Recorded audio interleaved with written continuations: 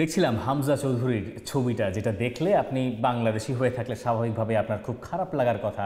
হামজা চৌধুরীর দল Sheffield United play অফের ফাইনাল ম্যাচে হেরে গেছে এবং তার দলের আর প্রিমিয়ার লিগে প্রমোশন পাওয়া হচ্ছে না, বরং সান্ডারল্যান্ড তারা ৮ বছরের একটা বিরতির পরে প্রিমিয়ার লিগে উঠে যাচ্ছে। হামজা চৌধুরীর এই ছবিটাই আসলে শেফিল্ড ইউনাইটেডের পুরো গল্পটা বলে। এই ম্যাচে শেফিল্ড ইউনাইটেড ৭৬ মিনিট পর্যন্ত লিডে ছিল। ক্যাম্পবেল শুরুতে গোল করলেন, শেফিল্ড ইউনাইটেড এগিয়ে গেল। ইনফ্যাক্ট ফার্স্ট হাফে একটা গোল ভিএআরে বাতিল না হলে পরে ২-০ গোলে লিড পেতে পারত শেফিল্ড ইউনাইটেড। এরপরে গিয়ে সেকেন্ড হাফে আমরা দেখলাম যে 76 মিনিটসের পরে গিয়ে একটা গোল শোধ করলো সান্ডারল্যান্ড এবং এরপরে ম্যাচের একদম ডাইং মোমেন্টে 93rd মিনিটসেরও পরে গিয়ে যখন মনে হচ্ছে যে ম্যাচটা বোধহয় এক্সট্রা টাইমে যাচ্ছে, সেই সময় একটা ভুল পাস হামজার টিমমেট মুর যেটা দিলেন, সেখান থেকে পাস কাট আউট করে ইয়াং ফুটবলার ওয়াটসন তিনি বক্সের ঠিক বাইরে থেকে করা শটে হৃদয় ভেঙেছেন। পাঠাও চলো দেশি ভাইবে, চলবে 14 থেকে 31 মে পর্যন্ত। হামজা চৌধুরী হৃদয় ভেঙেছেন শেফিল্ড ইউনাইটেডের এবং একই সঙ্গে হৃদয় ভেঙেছেন আপনার শেফিল্ড ইউনাইটেডের। এই যে ম্যাচটা হেরে যাওয়া এই নাটকীয়ভাবে, এটা আসলে গোটা মৌসুমের গল্পই আমাদেরকে কম বেশি বোধহয় বলছে। দেখুন, এই হামজা চৌধুরীর শেফিল্ড ইউনাইটেড এর আগে প্রিমিয়ার লিগে প্রমোশন পাওয়ার বেশ কিছু সুযোগ হাতছাড়া করেছে, একটার পর একটা সুযোগ তারা হাতছাড়া করেছে। ইনফ্যাক্ট হামজা চৌধুরী যখন বাংলাদেশের হয়ে মার্চ মাসে খেলতে এলেন, ইন্ডিয়াতে গিয়ে খেললেন, সেই সময়ও শেফিল্ড ইউনাইটেডকে ধরা হচ্ছিল যে তারা প্রমোশন পেয়ে যাবে, খুব সহসাই মনে হচ্ছিল প্রমোশন পেয়ে যাবে। এরপর এপ্রিল মাসে তাদের একদমই বাজে গেল। ইন্টারন্যাশনাল ব্রেকের পরে ফার্স্ট ম্যাচটায় হামজা চৌধুরী খুব ভালো করেছিলেন, ম্যান অফ দ্য ম্যাচ হওয়ার মতো পারফরমেন্স তিনি করেছিলেন। এপ্রিল মাসে গিয়ে একটার পর একটা বাজে ফল এবং বার্নলির কাছে হারটা আলটিমেটলি গিয়ে আমাদেরকে জানান দিল যে শেফিল্ড ইউনাইটেড সরাসরি প্রিমিয়ার লিগে প্রমোশন পাচ্ছে না। কিন্তু একটা ক্ষীণ সম্ভাবনা ছিল, যেহেতু দলটা থার্ড হয়ে শেষ করছে, 3rd থেকে 6 পর্যন্ত দলগুলো যেহেতু প্লে অফ খেলতে পারে, তাই সবার মনে একটা সম্ভাবনা বা স্বপ্ন হয়তো ছিল, স্পেশালি বাংলাদেশিদের মনে, যে হামজা চৌধুরী দল হয়তো প্রিমিয়ার লিগে প্রমোশন পেতে পারে। এবং হামজা যেহেতু আগেরবার লেস্টার সিটিকে নিয়ে প্রমোটেড হয়েছিলেন প্রিমিয়ার লিগে, তাই ওই স্বপ্নটা লোকে বোধহয় আরেকটু গাঢ় করেই দেখছিলেন। ম্যাচের এই সিকোয়েন্সে বা সিনারিওতে যদি আমরা থাকি যে এই ম্যাচে তারা হারলো কী করে, আপনি দুর্ভাগা বলতে পারেন শেফিল্ড ইউনাইটেডকে। এর আগে শেফিল্ড ইউনাইটেড প্লে অফ থেকে 9 বার হেরেছিল। 9 বার তারা প্লে অফের ম্যাচ জিততে না পারার কারণে প্রমোশন পায় নাই, সেটা এখন গিয়ে 10-এ ঠেকলো। অর্থাৎ প্লে অফে তারা যতবারই যায় ততবারই তারা বোধহয় ম্যাচটা জিততে পারে না, এরকম একটা পরিস্থিতি তৈরি হলো। এর আগে ব্রিস্টল সিটির সঙ্গে তারা প্লে অফের ম্যাচ জিতেছিল, জিতে তারা ফাইনালে উঠেছিল। ফাইনালে ওঠার পরেও আরেকটা প্লে অফ যেহেতু বাকি ছিল, সেখানে গিয়ে তাদের কপাল পড়লো এবং সেটাও কোথায়, একেবারে 93rd মিনিটসের পরে গিয়ে, অর্থাৎ ডাইরেক্ট টাইমে। ম্যাচটা যদি এক্সট্রা টাইমেও গড়াতো তাহলে হয়তো হামজা চৌধুরীর দলের একটা সম্ভাবনা থাকতো। এই ম্যাচে হামজা আসলে তেমন কোনো ভুল করেন নাই, বরং দায়টা বোধহয় তাদের কোচ ক্রিস ওয়াইল্ডার খানিকটা নিতে পারেন। ইনফ্যাক্ট ওই যে রাইট সাইড ধরে হামজা যে ডিফেন্ডিংগুলো করছেন, হামজা আরও একবার রাইট ব্যাকের পজিশনে নামলেন, তাকে তো ওই পজিশনেই ব্যবহার করছেন কোচ। রাইট ব্যাকে তার সঙ্গে আসলে যথেষ্ট পরিমাণ সঙ্গ দিচ্ছিলেন রাইট উইঙ্গার ব্রিউস্টার। তিনি বারবার নেমে আসছিলেন এবং হামজার সঙ্গে ডিফেন্ডিংয়ে যথেষ্ট সাহায্য করছিলেন। যে সময় 1-0 গোলের লিড, সেই সময় তাকে তুলে ফেলে, অর্থাৎ ব্রিউস্টারকে তুলে ফেলে এরপরে বোধহয় খানিকটা গড়বড় পাকিয়ে গেল ডিফেন্ডিংয়ে। হামজার ওপাশ থেকে গোল হয়নি সরাসরি, ঠিকই হামজার কোনো গোলে কোনো দায় নাই, যে দুটো গোল শেফিল্ড ইউনাইটেড কনসিড করেছে তাতে, কিন্তু শেফিল্ডের ডিফেন্সটা আসলে হারিয়ে গেল। শেফিল্ডের ওয়ে অফ অ্যাপ্রোচেও হয়তো কেউ কেউ প্রশ্ন তুলবেন যে 1-0 গোলে এগিয়ে যাওয়ার পর এই দলটা আক্রমণে খুব একটা ওঠেও নাই, এই দলটা আসলে আক্রমণে খুব একটা সুবিধা করতে পারেও নাই। এই পুরো সিজন জুড়ে যারা শেফিল্ডের খেলা দেখেছেন তারা হয়তো ব্যাপারটা খুব ভালো মতো বুঝতে পারবেন। এই কারণেই দিন শেষে আসলে হতাশার দলেই নাম লিখাতে হয়েছে হামজা চৌধুরীকে। শেফিল্ড ইউনাইটেডের প্রমোশনটা হলো না। তো তার মানে কোন 3টা দল প্রিমিয়ার লিগে উঠলো? প্রিমিয়ার লিগে উঠলো লিডস ইউনাইটেড, প্রিমিয়ার লিগে উঠলো বার্নলি, কিন্তু প্রিমিয়ার লিগে ওঠা হলো না শেফিল্ড ইউনাইটেডের। আগে যে দুটো দলের নাম নিলাম, লিডস এবং বার্নলি, এরা গতবার রেলিগেটেড হয়ে গিয়েছিল, তাদের সঙ্গে এই শেফিল্ড ইউনাইটেডও রেলিগেটেড হয়ে চ্যাম্পিয়নশিপে নেমেছিল।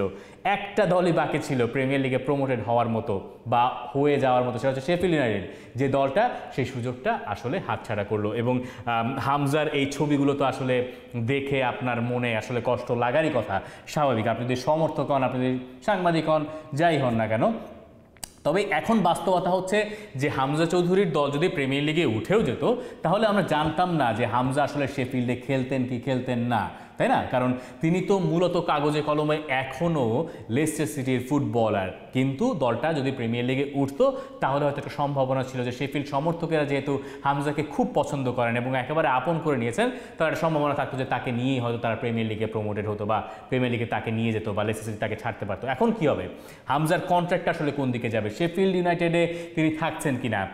লেস্টার সিটি সম্ভবত তাকে ফেরত চাইবে, তবে তাদের কোচ রুথ ফন নিস্টেলরয়, যাকে প্রিমিয়ার লিগের দায়িত্বটা বুঝিয়ে দেওয়া হয়েছিল সিজনের মাঝপথে এবং তারপরেই হামজা চৌধুরী বাধ্য হয়েছিলেন ওই ক্লাব থেকে লোনে শেফিল্ড ইউনাইটেডে চলে যেতে। জানুয়ারি মাসে এই ট্রান্সফার ডিলটা হয়েছিল যে শেফিল্ড ইউনাইটেড চাইছিল হামজা চৌধুরীকে, এরপরে হামজা শেফিল্ডে গেলেন। এই 6টা মাস তিনি দলটাকে যতখানি সম্ভব সার্ভিস দিয়েছেন এবং আমার কাছে মনে হয় যে ওয়ান অফ দ্য বেস্ট পারফরমেন্সদের ভেতরে বা বেটার পারফরমেন্সদের ভেতরে তিনি একজন থাকবেন। তাকে তার স্বভাবসুলভ পজিশনেও খুব বেশি ম্যাচে সুযোগ দেওয়া যায় নাই, তাকে রাইট ব্যাকে খেলানো হয়েছে। তিনি মূলত রাইট ব্যাক নন, তিনি মূলত রাইট সাইডেড মিডফিল্ডার অথবা হোল্ডিং মিডফিল্ডার। তিনি তার কাজটুকু করে দিলেন ক্রিস ওয়াইল্ডারের দলের হয়ে। এখন তাকে নিয়ে যে টানাপোড়েনটা হতে পারে যে লেস্টার সিটির কোচ নিশ্চলরয় তাকে যদি না চান, কথার কথা, আবার লেস্টার সিটি তাকে চাইতেও পারে কারণ তিনি লেস্টারের প্রোডাক্ট এবং যেহেতু চ্যাম্পিয়নশিপ থেকে দলকে চ্যাম্পিয়ন করে গতবার অর্থাৎ লাস্ট সিজনে এই হামজা চৌধুরী দলটাকে নিয়ে গিয়েছিলেন প্রিমিয়ার লিগে। এরপরে প্রিমিয়ার লিগে তিনি 5-6 মাস থাকলেন, এরপরে শেফিল্ডে গেলেন, তাই ওখানে হয়তো লেস্টার তাকে ফেরত যেতে পারে। এখন দেখার বিষয় যে তার কন্ট্রাক্টের বিষয়টা কি হয়, তিনি নেক্সট সিজনে কোন দলে খেলেন, এইসব ব্যাপার বোধহয় সুরাহা করেই এই জুন মাসে তিনি বাংলাদেশে আসছেন। যেহেতু বাংলাদেশের গুরুত্বপূর্ণ ম্যাচ রয়েছে সিঙ্গাপুরের বিপক্ষে 10 তারিখে, তার আগে ভুটানের সঙ্গে 4 তারিখে একটা ফ্রেন্ডলি ম্যাচ আছে। লোকে এক্সপেক্ট করছে যে 4 তারিখের ম্যাচে তিনি খেলবেন, হয়তো স্টার্ট না করলেও তাকে ম্যাচের যে কোনো একটা সেকেন্ড হাফে হয়তো তাকে স্টার্ট করাতেই হবে, কারণ হামজার সঙ্গে বাকি টিমমেটদের কম্বিনেশনের ব্যাপারও তো আছে। সৌমিত সোম ওই ম্যাচে হয়তো খেলবেন না, হামজার সঙ্গে বাকিদের কম্বিনেশন প্লেটা ঠিকঠাক রাখতে হবে। ফাহমিদুল যদি সেখানে খেলেন, জামাল যদি স্টার্ট করেন, তাহলে কি হবে কম্বিনেশন, সেটার জন্য ভুটানের ম্যাচে তিনি খেলছেন, এটা মোটামুটি নিশ্চিত করে বলা যেতে পারে যদি তিনি ফিট থাকেন। এবং একটা ব্যাপার মন্দের ভালো যে তিনি কোনো ইনজুরিতে আল্লাহর রহমতে পড়েন নাই, এটা বাংলাদেশের ফ্যানরা বোধহয় এই ব্যাপারে একটু সন্তুষ্ট হবেন অন্তত পক্ষে, যে কোনো রকম ঝামেলার ভেতরে তিনি নাই। এখন মে মাসের প্রায় শেষ দিকে তিনি হয়তো কিছুদিন পরিবারের সঙ্গে সময় কাটাবেন। এই যে হেরে যাওয়া, এইরকম একটা প্লে অফ হেরে যাওয়া খুব সহজ না এটার ধকল সামলানো, তার উপরে শেফিল্ডের মতো দলের জন্য, কারণ এই দলটা নভেম্বর মাস পর্যন্ত প্রিমিয়ার লিগে ওঠার মতো অবস্থায় ছিল, 5 পয়েন্টের একটা লিড বোধহয় ছিল তাদের। এরপরে গিয়ে যখন মার্চ এপ্রিল মাস আসলো তখনও তাদের লিড অনেক বেশি ছিল। এইরকম লিডে থাকা একটা দল এপ্রিল মে মাসে পথ হারিয়ে আর উত্তরণই করতে পারলো না, এটা একটা ধাক্কাই বটে। এবং সেই ধাক্কাটা সামাল দিতে তার হয়তো পরিবারের সংস্পর্শ কটা দিন প্রয়োজন হবে। এরপর সেই ধকল সামনে তিনি বাংলাদেশে আসবেন। আশা করি বাংলাদেশি সমর্থকেরা তাকে একবার যখন পাবেন কাছে, তাকে ওই দুঃখটুকু ভুলিয়ে দিতে পারবেন এবং তার কাছ থেকে বাংলাদেশ দল তার সেরাটাই এই দুটো ম্যাচে, স্পেশালি সিঙ্গাপুরের ম্যাচে হয়তো তার কাছ থেকে সেই সার্ভিসটুকু পাবেন বা আশা করবেন। তাকে ঘিরেই তো সব উন্মাদনা, তার সঙ্গে বাকি সব ফুটবলারদের একটা ব্যাপার তো রয়েছে। হামজা প্রথমবারের মতো বাংলাদেশের মাটিতে খেলবেন, তো এখন তার জন্য ইম্পর্টেন্ট হচ্ছে ওই ধকলটা ভোলা এবং একই সঙ্গে তার কন্ট্রাক্টের ব্যাপারটা শেষ করা, যে তিনি আসলে কই খেলবেন, কারণ চ্যাম্পিয়নশিপটা তো একটু তাড়াতাড়ি শুরু হয়। আমরা ধরে নিতে পারি যে তিনি আসলে চ্যাম্পিয়নশিপ লিগেই খেলছেন এবং চ্যাম্পিয়নশিপ লিগ অগাস্ট মাসে খুব তাড়াতাড়ি শুরু হয়ে যায়, যেহেতু একটু লেন্দি একটা লিগ এবং সেটা তাড়াতাড়ি শেষও করতে হয়। সেই কারণে তাকে আসলে একটা প্রি সিজনেও যোগ দিতে হবে, মানে জুনের 10 তারিখে খেলার পর তার হাতে খুব বেশি সময় থাকবে না। তিনি তার দেশে, মানে যে দেশে তিনি লিগ খেলেন সেই ইংল্যান্ডে ফিরে যাবেন, সেখানে কিছুদিন থেকে এরপরে 6 সপ্তাহের একটা ফিটনেস ক্যাম্প নিশ্চয়ই হবে, এরপর তিনি লিগে আবার খেলা শুরু করবেন। তো খুব বেশি সময় তার হাতে নাই। প্রিমিয়ার লিগে তার দল প্রমোটেড হয়ে গেলে ঘটনা হয়তো অন্যরকম হতে পারত। ওই কন্ট্রাক্টের ব্যাপার শেষ করে এসেই তিনি সম্ভবত বাংলাদেশে যোগ দেবেন, এটাই আইডিয়ালি হওয়ার কথা। তিনি এইরকম দোনোমনতে থাকবেন না যে আমি শেফিল্ডে খেলবো নাকি আমি লেস্টার সিটিতে খেলবো, এইরকম জায়গায় থেকে তিনি হয়তো সেখান থেকে যাবেন না। তো তার মানে অবস্থা যা দাঁড়াচ্ছে যে হামজা চৌধুরীর দলের বা হামজা চৌধুরীর পরে এবার প্রিমিয়ার লিগে হয়তো খেলা হচ্ছে না, আনলেস কোনো একটা দল, প্রিমিয়ার লিগের দল তাকে দলে ফেরায়। আর হামজা চৌধুরী এখন ফিরে আসছেন, আর এই ম্যাচটা হারের পেছনে তার আসলে কোনো দায় নেই। হামজা তার যথেষ্ট চেষ্টা করেছেন, জাস্ট আনলাকি ম্যাচটার মানে শেফিল্ডের উচিত ছিল সেকেন্ড গোলটা বের করে আনা। ইনফ্যাক্ট যখন তারা 1-1 সমতায় গেল তখন সান্ডারল্যান্ড একটার পর একটা গোলের সুযোগ তৈরি করে যাচ্ছিল, তখন তাদেরকে খুব শেকি মনে হচ্ছিল শেফিল্ড ইউনাইটেডের ডিফেন্স। হামজাদ নিজের কাজ শুরু করে যাচ্ছিলেন, বাকিরা বেশ খাবিই খাচ্ছিলেন একযোগে। এটা আবার বলতে পারেন যে একরোখা বিশ্লেষণ হতে পারে, যেহেতু আমরা শুধুমাত্র হামজার দিকে নজর রাখছিলাম বেশি করে। তো যাই হোক, এটাই আসলে বাস্তবতা যে আপনি আমি সবাই মিলে কার্লো আনচেলত্তি অথবা লুকা মদ্রিচের বিদায় না দেখে হামজার ম্যাচও দেখেছি।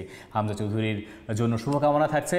আর হামজা চৌধুরী দলের খেলা হচ্ছে না, এই ছবিটার ধকল হামজা এবং আমাদের সকলেরই বোধহয় কাটিয়ে উঠতে পারা দরকার। তিনি বিড়বিড় করে কিছুটা পড়ছিলেন, আমি জানি না তিনি দোয়া দুরুদ পড়েন, সাধারণত খুবই ধর্মভীরু একজন ফুটবলার, কিছু পড়ছিলেন কিনা তিনি দেশে আসলে হয়তো আমরা জানতে পারবো। তবে তিনি আমাকে একটা কথা দিয়েছিলেন যে তিনি তার দলকে নিয়ে যদি প্রিমিয়ার লিগে উঠতে পারেন তাহলে তিনি ফিলিস্তিন এবং বাংলাদেশের পতাকা নিয়ে উদযাপন করবেন।